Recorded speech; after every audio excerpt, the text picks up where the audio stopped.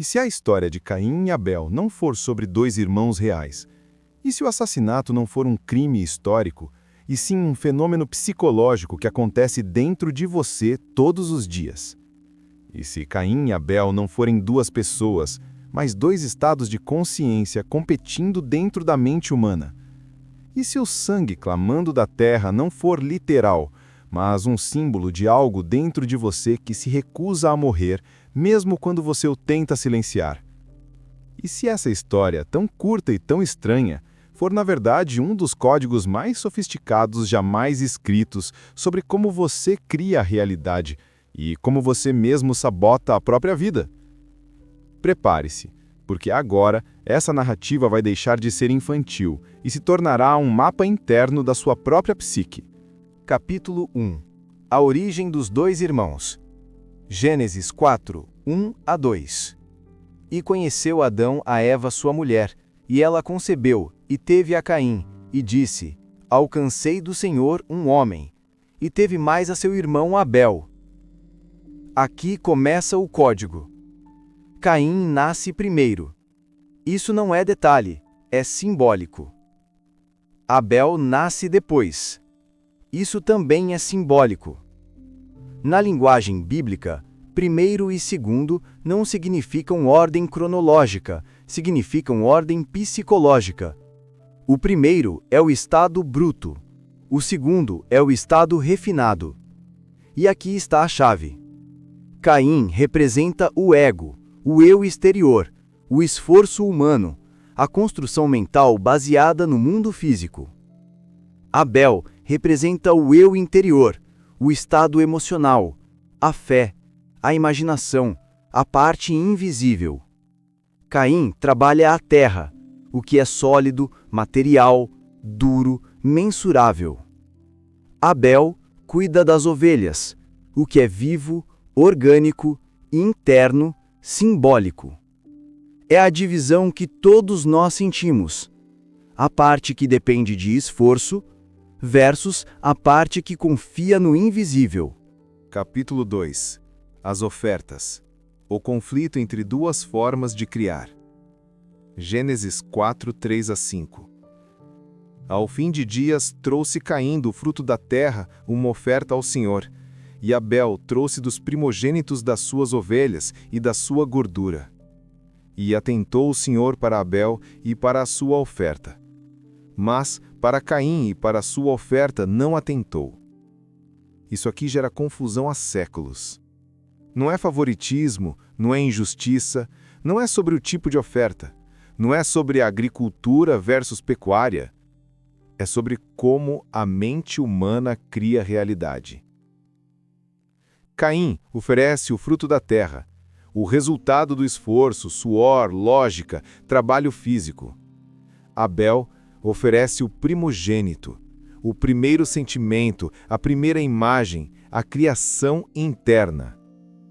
A Escritura está dizendo: a realidade responde ao estado interior, Abel, e não ao esforço exterior, Caim. É por isso que você trabalha, e muitas vezes nada muda, porque seu estado interno não mudou. Você pode fazer tudo certo por fora, mas se a imaginação não estiver alinhada, a oferta de Caim não será aceita. Abel é aceito porque representa o estado emocional, a certeza invisível, a criação interna que precede o fato. Capítulo 3. A ira de Caim, o eu externo que não aceita perder. Gênesis capítulo 4, versículos 5 e 6. Assim, irou-se Caim fortemente, e descaiu-lhe o semblante. Então o Senhor disse a Caim: Por que te iraste? E por que descaiu o teu semblante? Essa ira não é raiva de um irmão literal, é a frustração do ego. Caim é a parte de você que acha que, se eu trabalhar mais, eu venço. Se eu me esforçar mais, vai dar certo. Se eu lutar com o mundo vai me recompensar. Mas a vida não funciona assim. E quando o ego percebe isso, ele se irrita, se entristece, se frustra. O semblante de Caim cai porque a realidade não respondeu ao esforço físico, respondeu ao estado interno. É aqui que começa o assassinato. Porque quando o eu externo percebe que não controla nada, ele tenta matar o eu interno. Capítulo 4. A advertência divina.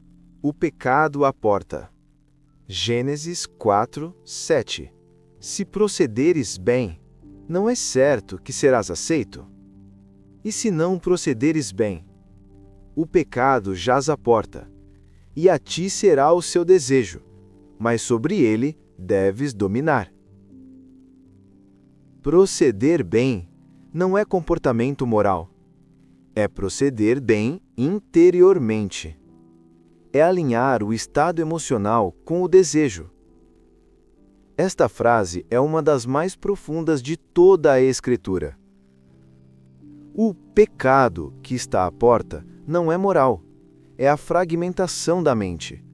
É o momento em que o ego tenta suprimir a imaginação. É quando você sente o impulso negativo, medo, ciúme, raiva, inveja, comparação, autoconfiança quebrada. E a Escritura diz: ele deseja te controlar, mas você deve dominá-lo.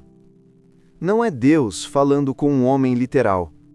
É a própria consciência superior falando com o estado do ego.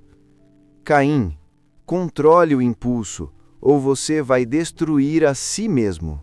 Capítulo 5. O crime. O ato psicológico que acontece dentro de você. De Gênesis 4:8. Sucedeu que, estando eles no campo, se levantou Caim contra o seu irmão Abel e o matou. Aqui está a revelação. O assassinato não é literal, é simbólico. Quando você abandona seu estado interno, quando você abandona sua fé, quando você abandona a visão, quando você abandona o sentimento do que deseja se tornar, você mata Abel. As pessoas matam Abel todos os dias. Sempre que você diz, não vai dar certo, eu não mereço, é difícil demais, eu sou assim mesmo, eu tenho que me conformar. Você apedreja Abel, seu eu interior criativo, e tenta viver apenas como Caim, na força, no suor, na lógica. O campo onde o assassinato acontece simboliza a mente nua, onde não há mais proteção emocional. O eu exterior mata o eu interior, e a partir daí, tudo dá errado. Capítulo 6. A voz que questiona. Onde está Abel? De Gênesis 4:9. Disse o Senhor a Caim: Onde está Abel, teu irmão? E ele respondeu: Não sei. Sou eu guardador do meu irmão? A pergunta não é literal. É a consciência perguntando a você: onde está seu estado interior? Onde está sua fé? Onde está sua visão? Onde está o sentimento daquilo que você quer se tornar? E você responde: não sei. Porque ao matar Abel, você perde contato com sua imaginação, com sua essência, com sua capacidade de criar. Essa é uma das perguntas mais profundas da vida. O que aconteceu com a melhor parte de você? Capítulo 7. O sangue que clama da terra. O que não morre em você. Gênesis 4:10. E disse Deus: Que fizeste? A voz do sangue do teu irmão clama a mim desde a terra. Este é um dos versos mais misteriosos da Bíblia. Sangue não tem voz. Terra não fala.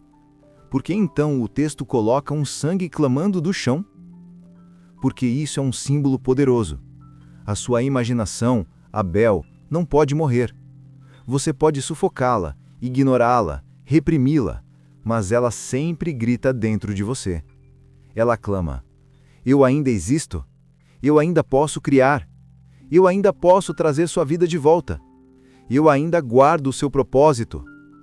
Por isso o sangue está na terra. A terra simboliza o subconsciente, o fundamento mental onde tudo é registrado. Todas as visões que você abandonou, todos os sonhos que você desprezou, todos os sentimentos de fé que você matou, continuam clamando dentro de você. É por isso que algumas pessoas sentem um incômodo profundo, uma sensação de que nasceram para mais. É o sangue de Abel gritando. Capítulo 8. A maldição. A vida que não responde ao esforço. Gênesis 4, 11. Agora, pois, maldito és tu pela terra. Quando lavrares a terra, não te dará mais a sua força. A maldição não é punição divina, é consequência psicológica. Quando você mata a Abel, quando abandona sua imaginação, sua fé, sua visão, o mundo exterior se torna duro. Nada flui, nada cresce, nada evolui. Você pode trabalhar mais, mas não recebe mais. Você pode lutar mais, mas as portas permanecem fechadas. Você volta para a Terra, o mundo físico, para tentar arrancar dela resultados, mas agora a Terra não responde. Isso é a maldição. A vida perde sua força. Você vive exausto, carregado, sem entusiasmo, sem inspiração. Este é o estado de Caim sem Abel. Capítulo 9. O vagar constante. A mente sem raiz. Gênesis 4:12. Serás fugitivo e errante na terra. Quando a imaginação morre, nasce a inquietação. A pessoa vaga, de emprego em emprego, de cidade em cidade, de relacionamento em relacionamento, de objetivo em objetivo, sem encontrar paz. Esse vagar não é geográfico, é psicológico. A mente fica instável, a pessoa perde direção, propósito, clareza. Ela vive tentando e desistindo, querendo e duvidando, começando e parando no meio. A vida vira um ciclo de movimentos sem chegada. Isso é ser errante. Capítulo 10. O medo da colheita do próprio erro. Gênesis 4, versículos 13 e 14. É maior a minha maldade, que a que possa ser perdoada. Todo aquele que me achar me matará. Caim não tem medo de outros homens. Não existem povos além de sua família nessa narrativa. Quem são então os aqueles que me acharem? São os próprios pensamentos. Quem vive pela força do ego, vive perseguido pela própria mente. Pensamentos de fracasso, pensamentos de culpa, pensamentos de incapacidade, pensamentos que atacam a autoestima, pensamentos que dizem, você não consegue. A frase, quem me achar me matará, significa, quando você abandona sua imaginação, a própria mente se torna seu inimigo e seus pensamentos se voltam contra você. Capítulo 11.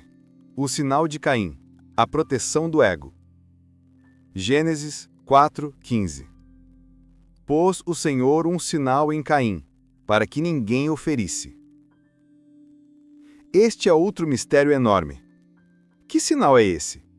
Por que Deus marcaria um assassino para protegê-lo? Aqui está a chave. O sinal é a estrutura psicológica que mantém o ego vivo, mesmo quando ele destrói o eu interior. Esse sinal é o instinto de autopreservação. Por pior que sejam seus pensamentos, o ego não morre. Ele continua operando. Ele continua se defendendo. Ele continua construindo argumentos.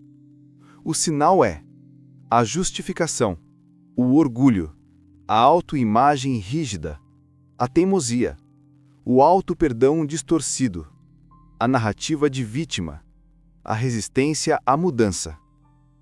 É o mecanismo que impede a pessoa de morrer para si mesma.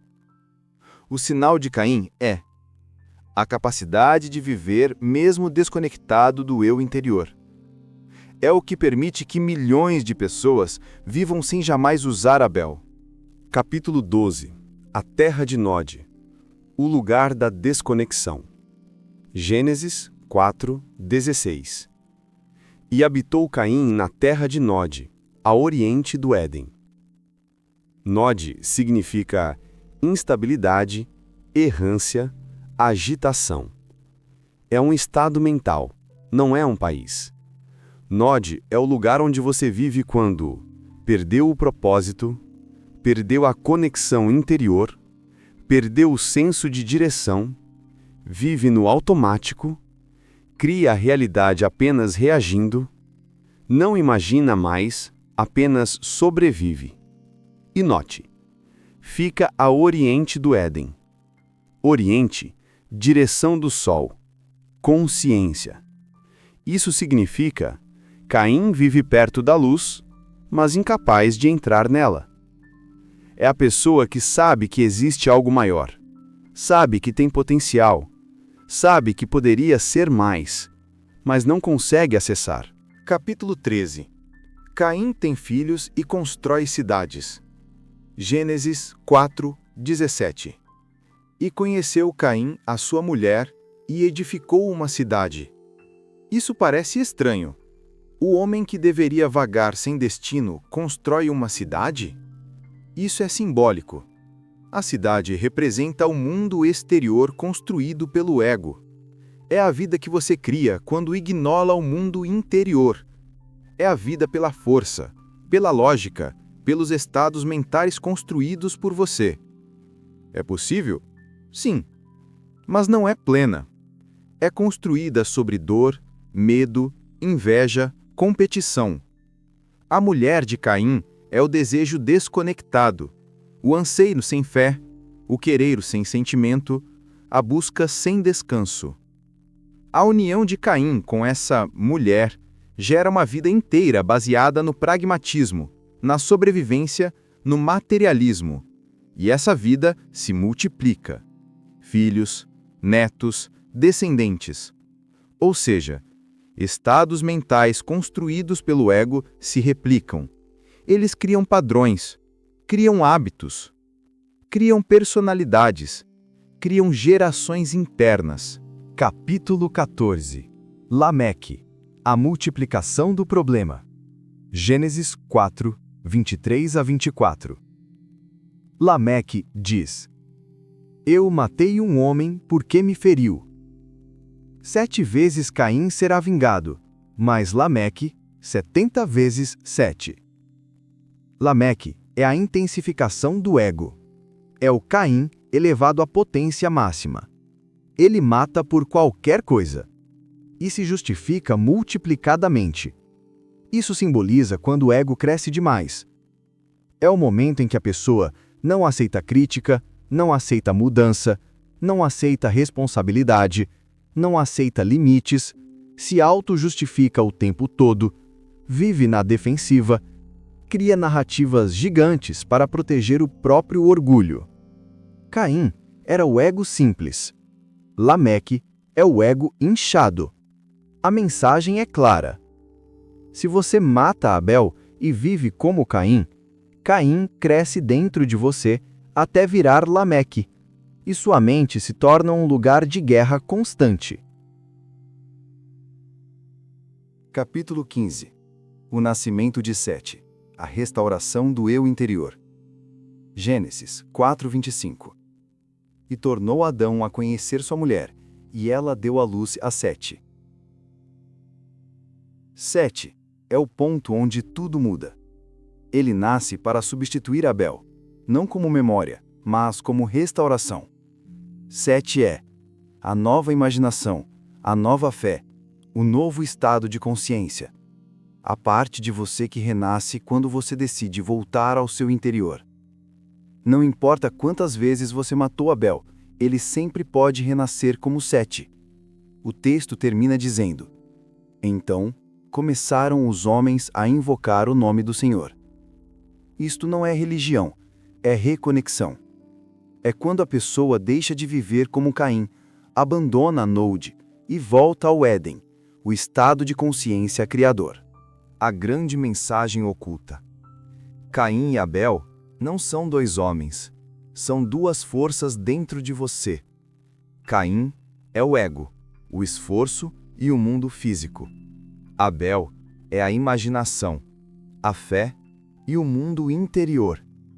Quando você mata Abel, a vida se torna dura. Quando Abel renasce, a vida volta a fluir. A história inteira é um mapa da sua mente. E pergunta: quem está no controle da sua vida agora? Caim ou Abel? Obrigado por assistir. Aqui no A Lógica da Bíblia, buscamos revelar as histórias sagradas exatamente como foram escritas, profundas, simbólicas e cheias de poder.